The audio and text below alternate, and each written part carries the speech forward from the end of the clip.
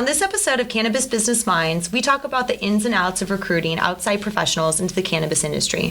Finding top-notch talent isn't something that you can just find on Craigslist. It requires due diligence, a stringent assessment of skills, and time. And just like you can't find top talent at your local dive bar, not all recruiters are created equal. Our guest on today's show makes staffing and recruiting sound fun. Jesse and Travis Cox have a tenure of success from helping professionals to search firms to creating over 150 websites. So sit back and enjoy this episode of Cannabis Business Minds. Today we've got the dynamic duo, Jesse and Travis Cox from Cannabis Staff Recruiting Agency. Jesse has worked in staffing and recruitment technology in cannabis since 2009. She has created 10 cannabis startups, over 150 cannabis websites and domains, and has held leadership positions in multiple cannabis startups. Travis has worked in corporate and banking finance since 2006. He's created multiple partnerships in the cannabis industry, worked with multiple national C-level executive professionals and search firms, and has an in-depth knowledge regarding cannabis compliance and technology. Jesse and Travis, welcome to the show. Oh, Hey. Thank you so much. Thank It's you. really a pleasure to be interviewed by you guys. Sounds great. No, we're super pumped. That was such a brief intro for both of you guys. If you don't mind telling us a little bit about Cannabis Staff and what you do, what your offerings are, what type of companies you work with, and give us the overview of your company, that'd be great. Absolutely. Well, we started Cannabis Staff because there is a large need for executive staffing in the growing cannabis industry. And we work with companies to help them find and source talent for executive leadership positions, typically. We also do, we work in, many different industries, or all different industries within the cannabis industry. But we saw that there is a need for high-level people that maybe have not broken into the cannabis industry yet, but are very interested in coming into it and bring a lot of skills that are very widely needed for cannabis businesses these days. So we're very excited about 2017. Yeah. And what type of markets and geographies are you guys in right now? Are you in all the United States, regulated markets? Actually, we're in North America, actually. And Canada. Well, yes. North America. So, But a lot of people don't think that Canada is part of that. And I think that, for all intents and purposes, we're actually just as active in Canada as we are in the United States. And I guess think that should be separate. I guess technically I can't say North America because I'm not actually including Mexico in that anyway. So I guess technically, yes, the United States and Canada. Totally, and maybe soon enough. Well, Canadian... Which continues our inter-office debate, because I'm always excluding Canada from being part of North America for some reason in my mind. Oh my God, I'll admit to that. Even though it's north of America. Yeah.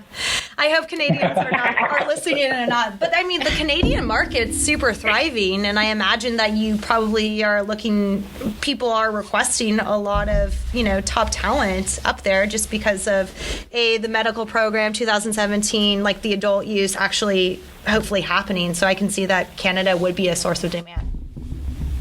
Yes, definitely. Canada was the first to legalize medical marijuana in 2001.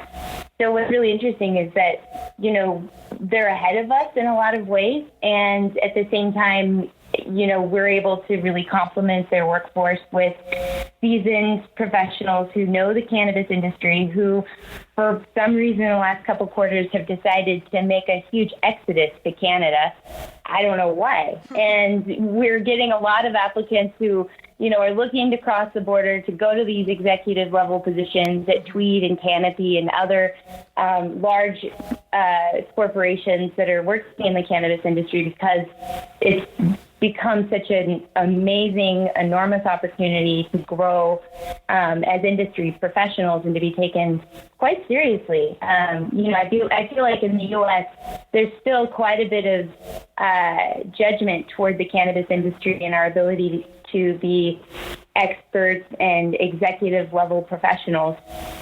So a lot of what we do really at Cannabis Staff is to help introduce people to our program and ensure that the people that we're putting into positions are not, continuing to, I guess you could say, solidify the stereotype of being a stoner.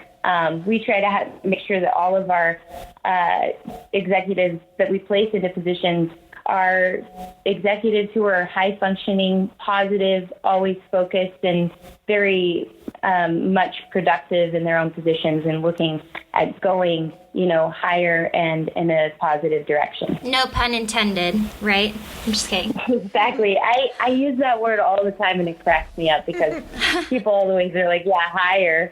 So talking about that and bringing professionals into the cannabis industry, what are some of the issues you are seeing professionals from outside the industry struggle when placed into a cannabis-specific role? Yeah, so I think that for a lot of people coming into it, many people don't realize the high level of regulation that actually surrounds the cannabis industry and the degree to which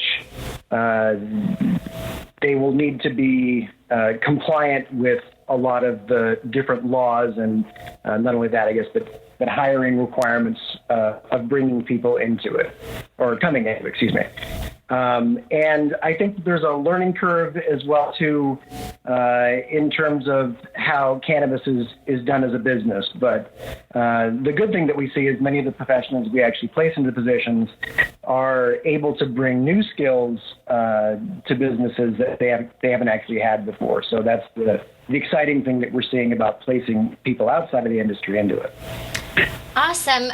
What tips would you have for professionals looking to transition into the cannabis industry? Because personally, I found that, culture alone, cannabis is there's so much culture behind it, religion, medical, whatever, that it's just, although we are obviously striving to be professional and we're growing more and more every day, I've met a lot of professionals that they can't even 3 months later, they are so frustrated by the lack of phone calls or people never showing up or the lack of skills that people have.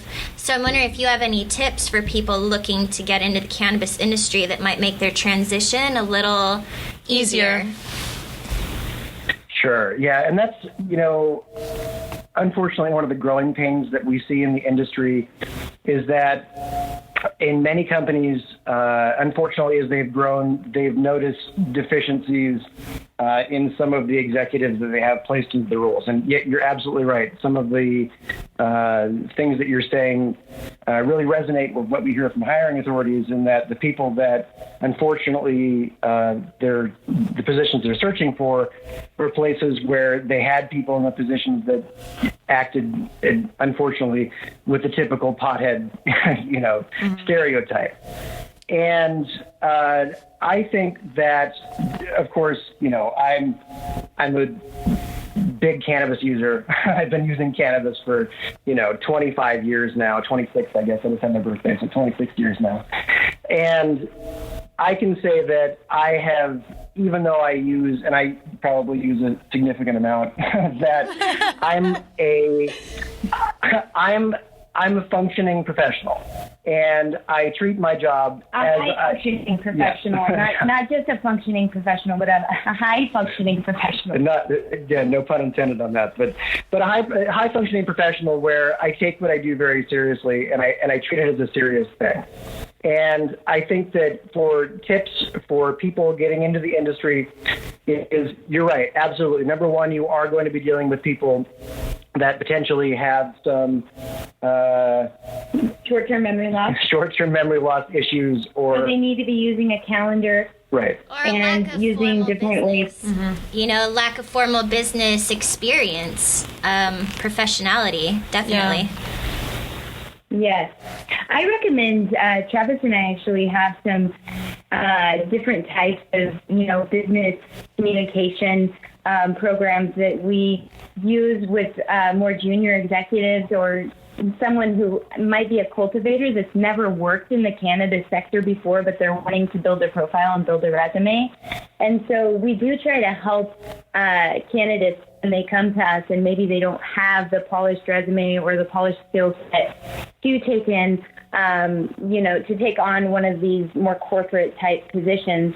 But we don't stop there. We really try to work with the candidates to help understand where they can fit. And then we go out and we help find them a position. So it's very much two-sided on the part of Travis or myself or one of our talent acquisition managers working with the candidate, finding out where they shine, and then looking at exactly what's available in their region. Sorry, I'm losing my voice. But also, working with them together to build something that is sustainable for their life. That's really what was my driving passion, and Travis's as well when we started Cannabis Staff, was that we've worked as consultants in cannabis for so long. 98% of what we did, the problems that a bad employee had created at businesses. That was what we did. And we realized, well, the root of the problem here is that people that are unprofessional and unqualified are being put into positions because they know the right person or because the recruiter completely lied or did not check the references or the work references and put someone through that should not have been put through. And unfortunately, that happens so often. And it not only damages the candidates that it's put through for a position that they're not qualified for, it in fact damages the business for many quarters. And so we realized that this was a problem that we could easily fix because of our experience in staffing and recruiting. And also for the past 10 and a half years, I've worked very much underground, if you will, as an applicant myself, going in, applying for positions, working with recruiters, just to show the corporation that their recruiter was not doing the job that they said they were doing, because I got offered a job that I'm not qualified for because I interview very well. That's a lot of, that's a lot of how, that's a lot of our secret sauce, actually, but not a lot of recruiters can interview well, so I'm lucky. And that's really interesting. So a few questions just to elaborate on that, and one's just an observation. It just seems that, Chris and I were just talking about the similarities of this industry to the tech industry, and just also the credibility of candidates and professionals and what is considered an expert and how much of a due diligence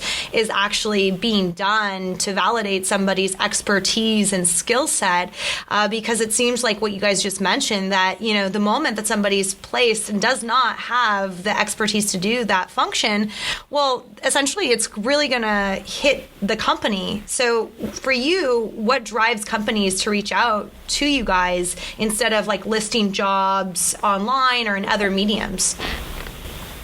Absolutely. Well, first off, using a recruiter, and we're a retained executive search firm ourselves.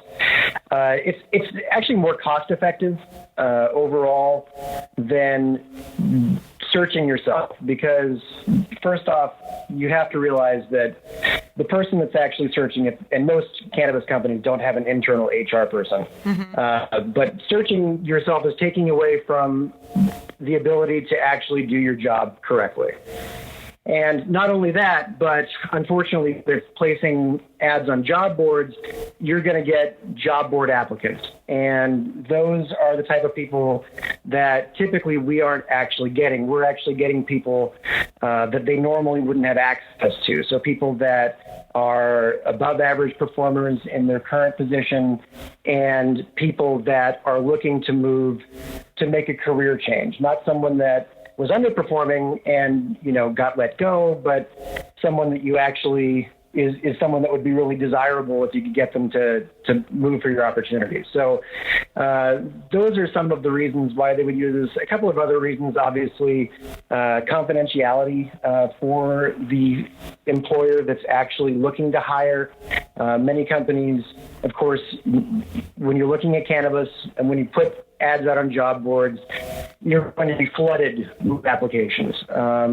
We see up to 2,000 per listing, and often more than that in some areas. Yeah. Absolutely. And going through that amount of applicants and trying to figure out who is qualified, who isn't qualified, that's really time consuming. And looking at trying to hire out of that pool of applicants for any sort of company is really daunting. So we break it down and we actually go out and we find the people that fit the requirements that a company is looking for. And we find that person and we find interested people that we've actually already done background checks on. We've checked their references. Once, of course, they get to the candidate stage, if the company's really serious about hiring them, then we'll go that far.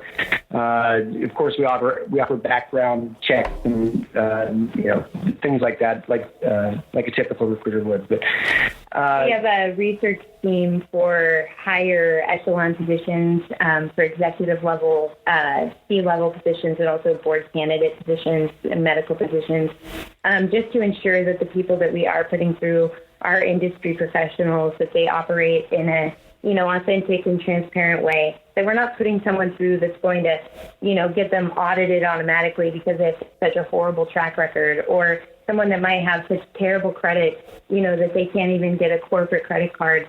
Unfortunately, that is something that we see, and oftentimes hiring authorities do not want to broach those subjects with their candidates because it can be oftentimes very uncomfortable.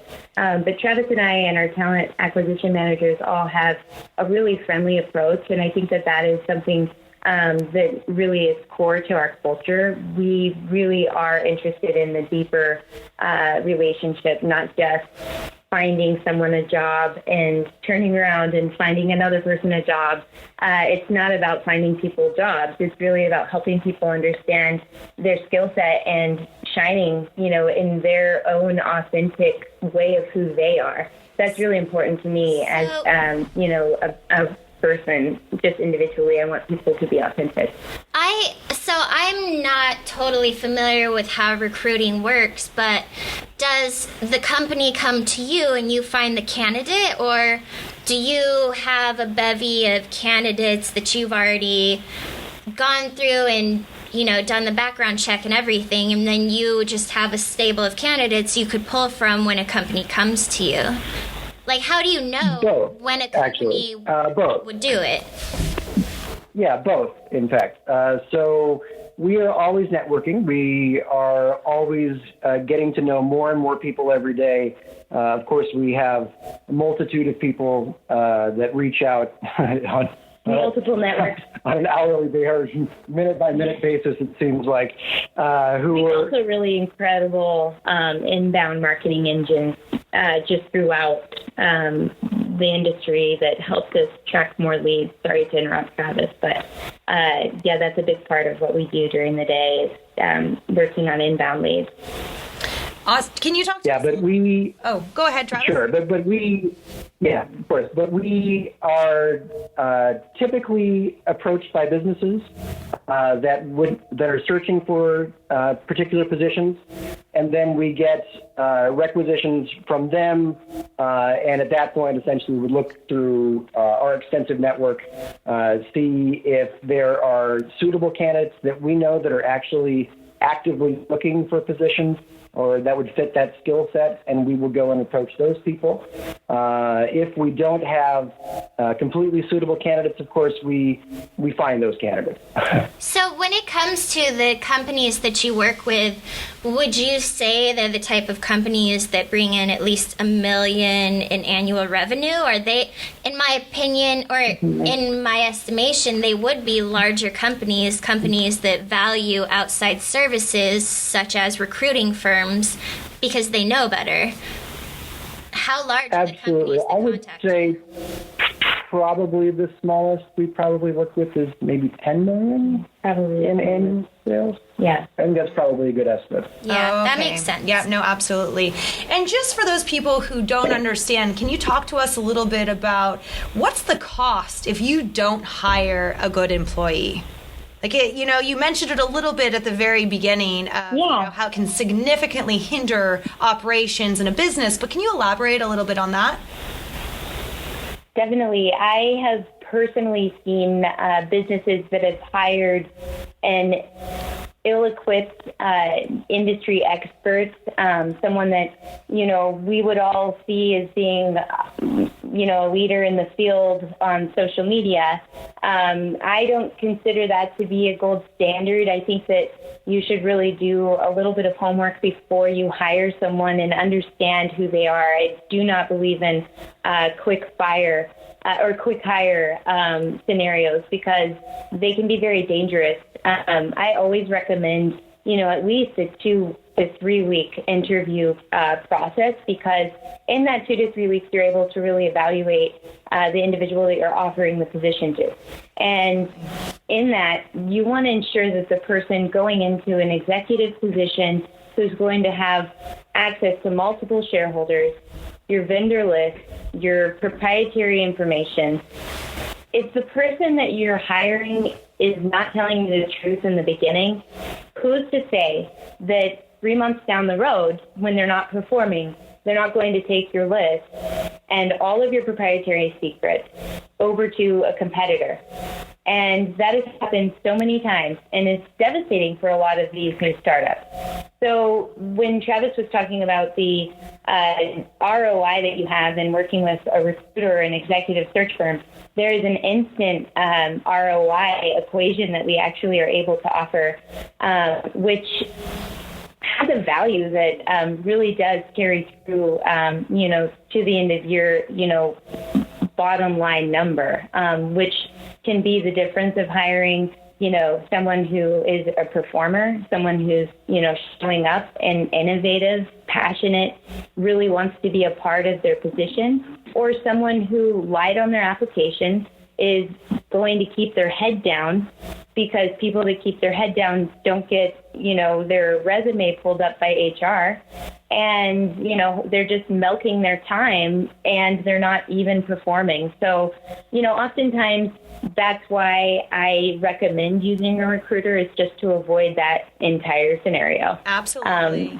For us, it's their passion. Yeah, I mean, And of course, looking at the numbers of it as well, it's like they estimate that on average it costs a company between 6 to 9 months of salary to train a new employee because of training and additional hiring costs as well. Yeah. And I mean, also just that 90-day trial period, it's so important actually when they've been hired, just to make sure that it's a good fit, as well as, performance reviews in the company to make sure that, okay, if there is any low-hanging fruit, just to make sure that everybody's evaluated.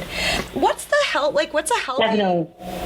attrition rate in the industry?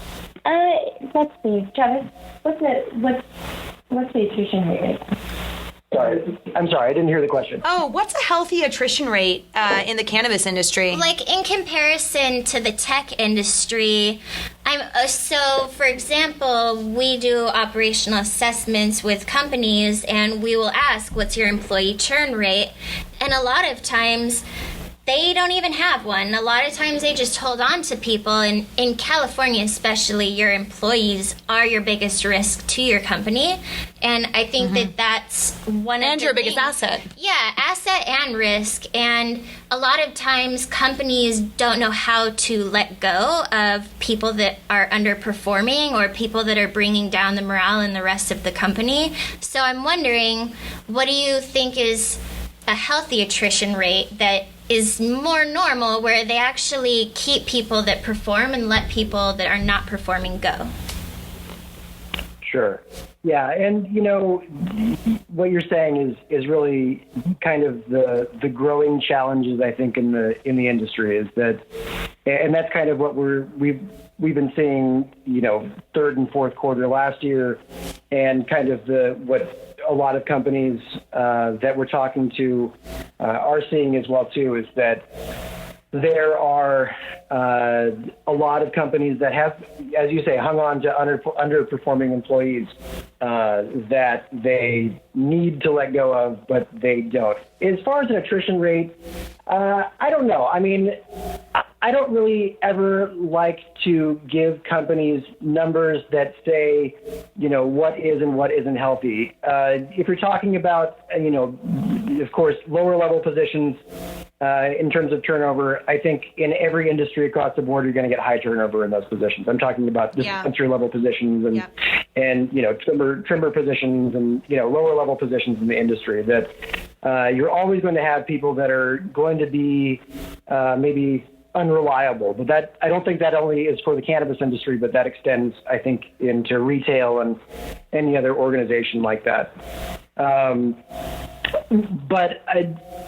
As far as what's healthy for a company, the challenge is, again, in terms of a growing industry like we're experiencing now, is that these are questions that a lot of companies have to look at themselves and really take a lot of stock of, because the challenges in startup industry is that a lot of these people have grown with the company and they really feel a lot like family at this point. Yeah. And I think that that's the really hard thing for a lot of companies, is to really look at what's happening and say, at the bottom line, unfortunately, as much as I don't want to say it, I'm still running a business. And I have to do things, and we have to make decisions that are going to be in the best interest of making our business successful, instead of, well, I guess I'm performing that big of order still, but I think that is really the thing that we're seeing a lot, that companies are really kind of getting to that breaking point right now. Yeah. And then before we transition to the next section, one other question that I've got is, of the companies that you're working with, how many are, have succession planning as a process in place, that they're really planning for the succession of their executives if they're to leave, and who would, assume those roles? Can you give us a number of, a percentage of what companies are doing succession planning? We have not seen that too much, only at the real top levels. And when I talk about the real top levels, I'm saying large multinationals that are used to doing business in that manner. But in terms of some of the companies we're working with that are 10 million or so, I can say that some of those are family owned. Many of them, actually, I can say that we deal with probably in that range are going to be some sort of close relationship between the ownership of it, and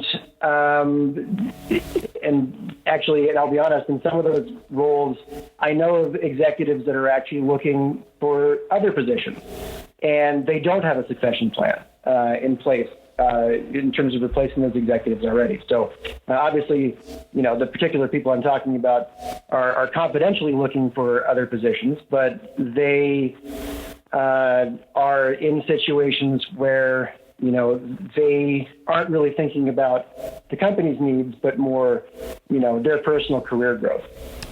I think also I found that the longer an employee might be with a company and they are promoted to management based on tenure, but no one's ever given any sort of management training where they're equipped to develop their own management style so that their coworkers respect them. They're able to run things better with better communication. And I found personally, I took a lot of classes on management. Nobody taught me that. And I don't really see that happening in companies either, where they actually have management training. And that's cannabis and not cannabis. I mean, even from my experience, it's like people get promoted based off of, their expertise. And, I'm super analytical looking at numbers, and imagine all these nerds that are doing great analysis and boom, get promoted, and really are lacking those people and managerial skills. Yeah, the soft skills. Yeah. Soft skills are important.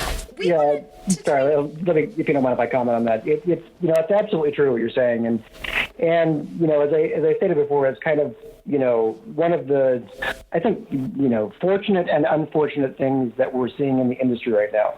I mean, look, I've like I said before, I've been around cannabis since I was, in my mid-teens, and it's something that I've always really had as a part of my life, to one extent or another. Obviously, I grew up, my parents are not about cannabis, but I was introduced to cannabis by one of my siblings, but my parents are not about cannabis. Even now, talking to my parents about it, it's not something that they're really that particularly open to. But, it's always been something that has been a part of me as a person because of my personal enjoyment of cannabis. I don't actually have any sort of medical issues personally. I've always been a recreational user. But it's something that we're seeing, unfortunately, a change that's happening because cannabis is becoming an industry now. And with cannabis becoming an industry, unfortunately, you have to have industry professionals and professionals that can come into it that can actually push the needle for it to get where it wants to go. And if that doesn't happen, then unfortunately, the doomsday scenario that everyone thinks of cannabis being overtaken by large corporations could potentially happen because of regular companies not evolving with a changing marketplace. And as much as I want to continue with, cannabis culture and society, I love all of it. I really do. It's unfortunately, as cannabis moves towards a business and is changed to a business model, it's one of the things that cannabis as an industry has to evolve with as well. Yep. It's time to grow up. Yep. So if you guys want, we just got a little bit of time left, but we really wanted to talk to you about your company and, understanding a little bit about your team and your company culture, your growth plan. Great. Well, we are really excited. We have some pretty awesome people that we just brought on board the first part of this quarter, who are being trained right now to be talent acquisition managers, and they come from all walks of recruiting and staffing. However, we do have a set of core values we're trying to uphold, and I really find it extremely important to have everyone operating on the same level, as a crew and as a tribe, within our company work culture. And so since we all work remotely, we do have weekly meetings that are, centered on the Google forum. We use a lot of apps which help us, remain in constant contact, which I really enjoy. As a work culture, we will be encouraging everybody to, have communication outside of work if they want to, do a virtual happy hour or, in different regions. We're planning on having yearly in-person group meetings to just help kind of encourage people to, continue to grow, within their networks. And what I really have found with creating remote-based startups, the one thing that I think is lacking is work culture. And so that's been the key point for us just these last few months, is defining what that work culture will be. We have decided to not focus as much on software development, which is why we're focusing on staffing. And so that's been a really large piece of our day that we've been able to dedicate toward just creating an amazing work experience for everybody. And that includes having awesome software solutions. Travis and I have both worked for software companies in the past, and we love technology. Like, we're both technology nerds, and we love business technology solutions. And so oftentimes we're trying to, put together all-in-one solutions for our own purposes that will help everyone. And oftentimes that helps us with a lot of our business relationships, because a lot of business owners are also on the hunt for different types of business solutions. So it's a win-win for everyone, that we're constantly changing our, software applications. We're always innovating, and I think that will continue for years to come. I really love month-to-month software as a service. It's a great way to, I think, run a scalable, nimble startup. Yeah, we love Calendly, Asana, Slack a little bit for communication. Slack, MailChimp, Google Drive. As we all know, we're all friends on LinkedIn, and I've been incredibly impressed with your marketing strategy. As me as Simone, we're consultants. We aren't salespeople, so we've really just been studying business strategy and consulting strategy and getting ourselves out there. And I see you as a great example of someone who just keeps putting out like good-looking posts, good-looking content that is very simple, and you're it seems like in the past 3 or 4 months that you've been operating that you're already killing it, and that's so awesome. And I'm wondering if you could share any tips for people out there like us and other people, like what's the key to your social media marketing content strategy? Travis is literally putting something over my mouth right now. So it's funny that you say that. So I have had my hand slapped by probably 25 corporate Fortune 500 CMOs in my lifetime for creating unapproved corporate stock images, corporate slide decks, subdomains, because their website sucked so much that I would send my customers to my own website that I created for the Fortune 500 company that I was working for. Just because I was like, this is not okay. But I really love marketing and advertising. Like, it's a true hobby of mine. Like someone would be riding a horse. I love to work in Adobe, and I love playing around and making images. And so it's been hugely beneficial being a startup. We actually just retained a marketing firm at the beginning of the quarter because Jessica was very upset about that. I actually was sad. I had to give them all of our information, and they already messed up our website. I'm not kidding. It's already broken.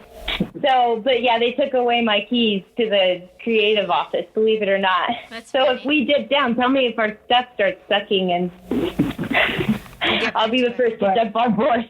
But for us, the one thing that we do, and I will say, in terms of marketing, is that, obviously, we collaborate on various ideas about how we want to present ourselves, and we have a general understanding of, who we are as a company and what our message is as well too. And I think the main point and the main key for us is that we really try to keep it simple. Excuse me. We really try to keep it simple. And I think the main idea is for us to be engaging and to keep things simple. And the best way that we can do that is by, making graphics that are engaging and, things that make people want to, reach out to us, which I guess has been relatively successful so far. It seems. Do you guys use other social media platforms besides LinkedIn? Or do you have success using other platforms? Yeah, we interviewed a while back somebody on social media strategy, and one of the most insightful things that I learned was the fact that each of these platforms really has a different audience, and like to be successful, you can't just have one post and post on Facebook, Instagram, LinkedIn, and Twitter. Like, that's a very different audience. Do you guys agree with that? Absolutely. Yeah, absolutely. I'm not sure if I agree with that necessarily. I agree with you. We have, and this is one of the things that our marketing team, I believe, is going to be addressing as well too. But reaching out on other social media platforms, we have before. We've gotten differing candidates from when we've used Twitter compared to LinkedIn. We do use Twitter every day. We use Facebook as well too, and advertise on Facebook as well, we do get a different candidate. But I think that really for the types of candidates that we're looking for, most of the people that we're really searching for are on LinkedIn. Yeah. And the most important thing, I think, when you're marketing your company on social media, truthfully, is consistency and persistence, because you're only as good as your last post. And so if that post was 20 days ago, the algorithms don't even care about you anymore. Like, they literally do not care. And they won't even remember you. And 20 days ago is like a lifetime, in terms of internet activity. And so your post is buried. So posting consistently and often, I think, is a really good tip, but also to keep your message fresh, and being in touch with your audience is very important. So a lot of market research, I believe, is needed. Travis and I did a lot of stealth market research for probably 2.5 years before we officially launched Cannabis Staff. And it was because we wanted to make sure that when we did go to market, that we had I call it earning the right. And I really wanted to earn the right with my peers to be able to talk with them about their personal life and what they're really facing. And I felt that entering, LinkedIn is a good example. Entering LinkedIn as a recruiter and having this idea that, I'm helping all these people find jobs. Really, they're helping me feed my family. And so at the end of the day, I feel like it's, such a service that we have to offer. And if I can, continuously be putting out a message that's positive, that is inviting, that makes people feel comfortable with me, then I think that that's the best thing that I can possibly do. And Travis is actually the editor-in-chief of everything that comes out of this place. So he's the final say on everything. As far as grammar goes, he's a grammar Nazi. Don't hold me to that, because sometimes things go without my editorial approval. Not anymore. Not now that we've hired this creative team.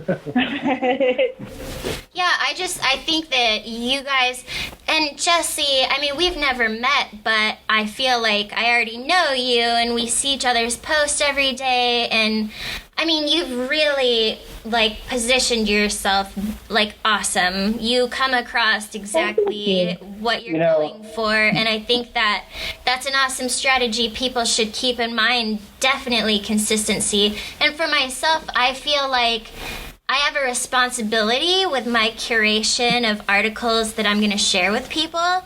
And I feel like that's what you've done as well, is you've stuck to a specific type of person, and who you're looking for and what you're targeting, and you've done really well at defining that for others. And not only that, but I think when you go into business, you go into business to help.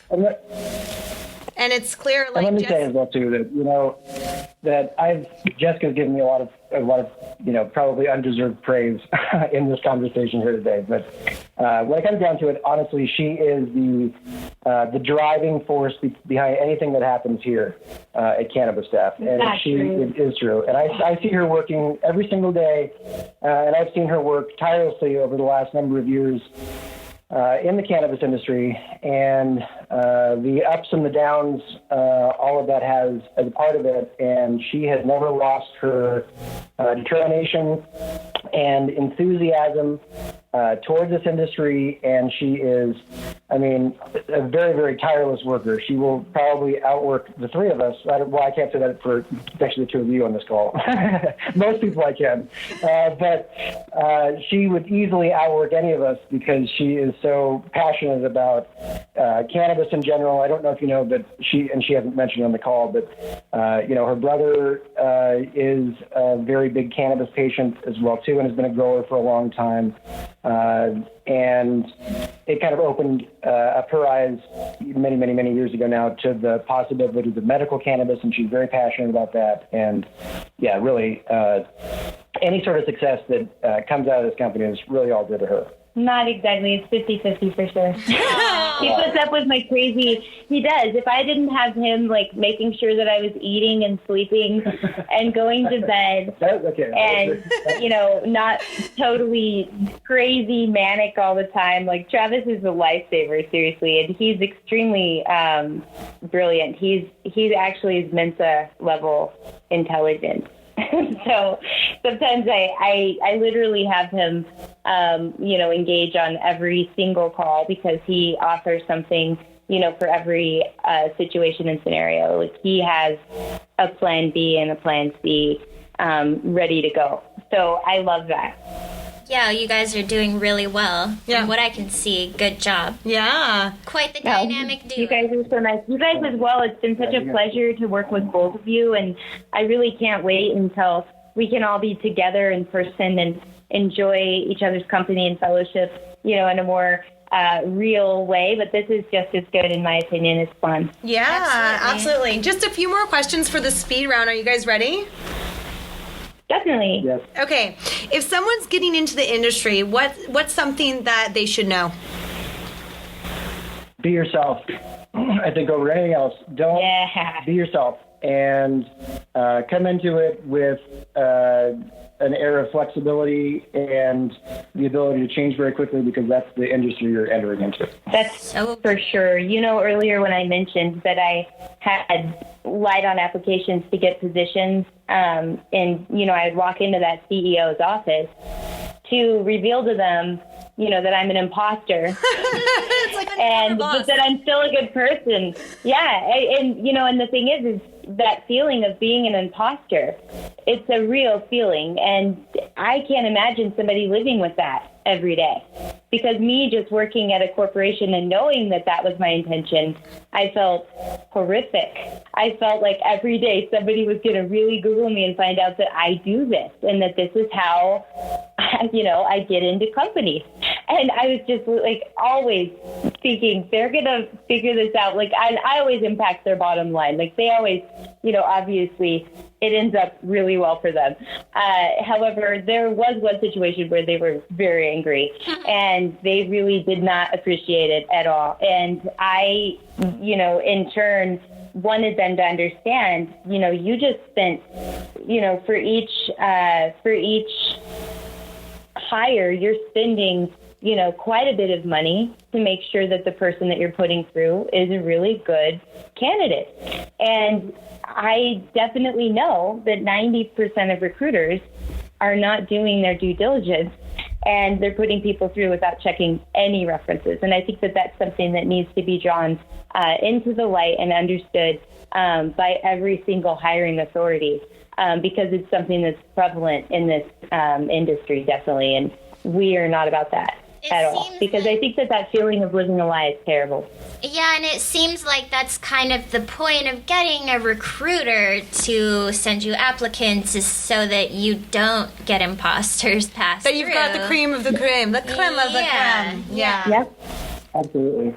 You do want to make sure that even your recruiters are reputable too, that you're working with. I think that that's something that a lot of people automatically think that, because it's a recruiting agency, because they have, some good reviews, that they're a great recruiter. And in fact, a lot of reviews online aren't always what they seem. They have their own, people working for them posting positive reviews. And so I always give people, a tip to, and even with us, to ask for multiple references and to ask for, someone that has worked with them on both sides, because you really want to know who you're working with and how they're going to impact your business, in the quarters to come, because engaging a recruiter should only be a positive impact. It should never be a negative one. That's very excellent advice. Well, we really enjoyed having you guys on the show today. And how can our listeners find out more about what you guys have to offer? Yeah, definitely. They can either connect with myself or Jesse on LinkedIn. We're very accessible on there. As well, of course, you can visit us online at cannabisstaff.com, cannabisstaff.com. Okay. And we look forward to hearing from anybody. All right. Thank you guys Thank you so much. Yes, thank you for coming on. Thank you for listening to part 2 of the show and joining Kristen and me today. If you have any questions that you'd like us to answer or just to ask in general, please join our LinkedIn group, Cannabis Business Minds, and ask us there. Until next week.